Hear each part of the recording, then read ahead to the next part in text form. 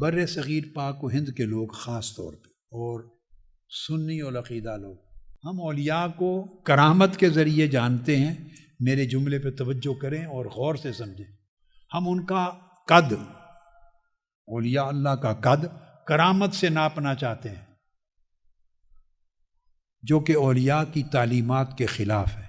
ان کے ہاں ان کا قد یا ان کا مرتبہ کرامت سے نہیں، استقامت سے ناپا جاتا ہے۔ کہ بہت سے صوفیاء اور اولیاء نے ایک اصولی بات کی، اس کا خلاصہ یہ، وہ کہتے ہیں کہ اگر ہوا میں اڑنا ولایت ہوتی تو پرندے سارے ولی اللہ ہوتے، دریاؤں پہ چلنا اگر کرامت ہوتی، ولایت ہوتی، تو مچھلیاں ساری ولی اللہ ہوتی۔ ولایت کبھی بھی اسلام کی تاریخ علم میں کرامت سے نہیں ناپی جاتی تھی، ولایت ہمیشہ استقامت سے ناپی جاتی۔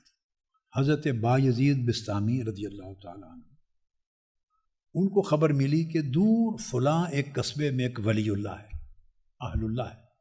آپ نے اپنے تلامذہ کو، مریدین سے فرمایا کہ چلو اللہ کا دوست ہے اس قصبے میں، اس سے ملاقات کے لیے جاتے ہیں۔ اللہ کے دوست اللہ کے دوستوں سے ملاقات کے لیے جاتے تھے۔ آپ میری بات سمجھیں، کامن رشتہ کیا تھا دونوں میں؟ اللہ کا۔ اب ہم نے اس ذات کو، اللہ کو، درمیان سے نکال دیا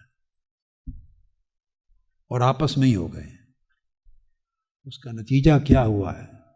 کوئی ولایت کا دعوے دار، پہلی بات تو یہ ہے کہ ولی کبھی دعوے دار نہیں ہوتا تھا۔ ولایت نام نفی دعویٰ کا ہے۔ حضرت بایزید بستامی نے کہا اپنے مریدین کو، چلیں بھائی، خبر ملی ہے وہاں اللہ کا ایک دوست رہتا ہے، اس سے ملنے چلتے ہیں۔ تو جب کوئی محبوب کے دوست کو دیکھنے جائے، یہ علامت ہے کہ واقعی یہ محبوب کا محبت کرنے والا ہے۔ تلامذہ کو، مریدوں کو لے کے دور سفر کر کے ملنے گئے، میں کی نفی ہو گئی نا۔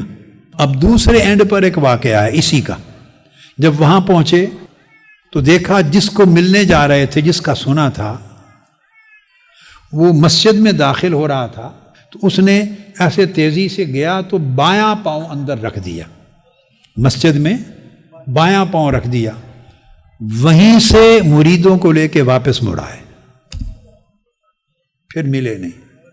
آپ دیکھیں اب اولیاء اور صوفیاء کے ہاں اصل قدر و قیمت کس شے کی تھی؟ مریدوں نے پوچھا آپ اتنا سفر کر کے آئے اس کو ملنے، اور وہ سامنے تھا تو واپس مڑ کے جا رہے ہیں۔ آپ نے فرمایا اس نے بایاں قدم اللہ کے گھر میں رکھ دیا۔ جس کو محبوب کے گھر کا ادب نہیں ہے، اسے محبوب کا ادب کیا ہوگا؟